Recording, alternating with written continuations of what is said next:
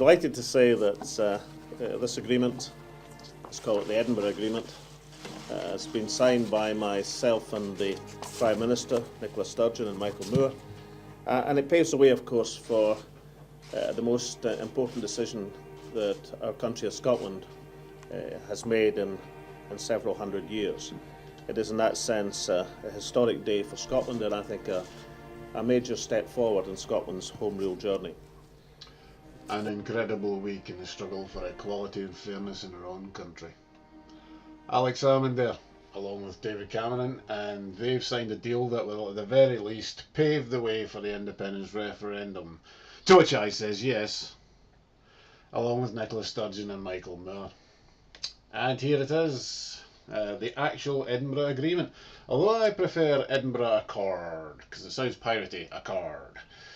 Anyway, and if you look here, the signatures of, oh dear, looks like someone in Holyrood was having fun with the printing. Maybe a little joke there at Cameron's expense.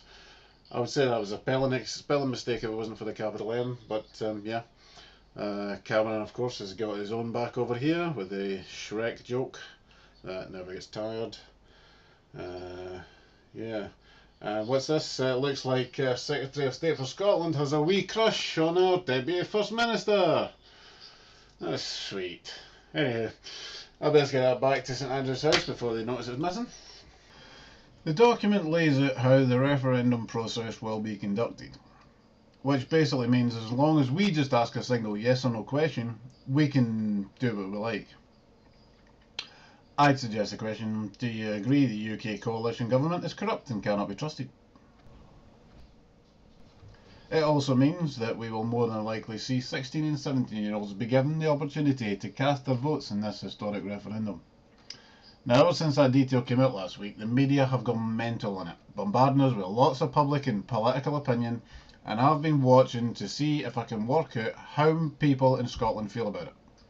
Now, I could spend a week with the main arguments for and against 16 17-year-olds being allowed to vote, but no, because it would be boring, and to be honest, most of it's mince. Now, I filtered out all the fluff, and I managed to boil it down to its most basic. Now, this is relevant to most people, but it is directed mainly at anyone that is 16 or 17 during the autumn of 2014. With a handful of exceptions, it comes down to this. The people that support the concept of an independent Scotland think you should be included in the vote, as they believe you should have a say in the direction Scotland takes with regards to our economic and political future.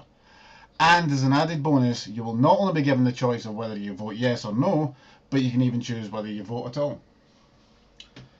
Those that are against Scotland being considered an equal partner in the Union mostly think you either don't have the intelligence to understand what independence would mean, that you haven't got the experience, that you cannot be trusted to make decisions about your future, and that you probably just don't care. My question to you is this: who do you agree